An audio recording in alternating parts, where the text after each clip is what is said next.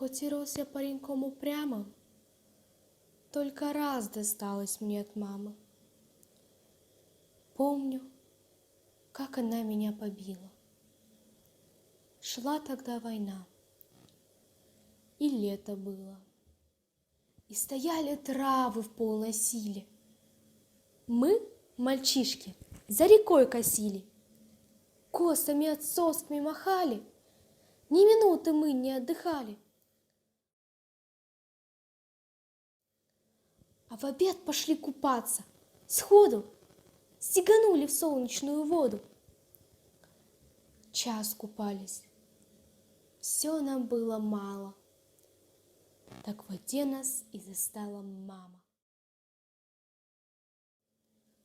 А была она за бригадира, самой первой в поле выходила.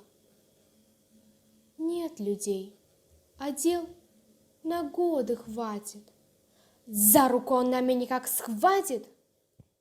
Нет, она не тронула б чужого. Ну а мне убью, кричит такого. Я от неожиданности замер, а она как врежет мне вожами. Обожгло мне спину страшным жаром.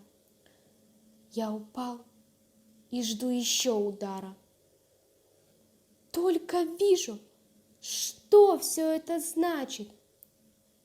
Рядом мать моя стоит и плачет. Горше, чем я сам, рыдает мама.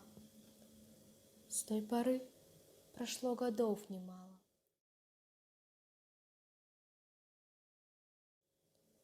Никогда я матери ни слова не сказал, ни грубого, ни злого.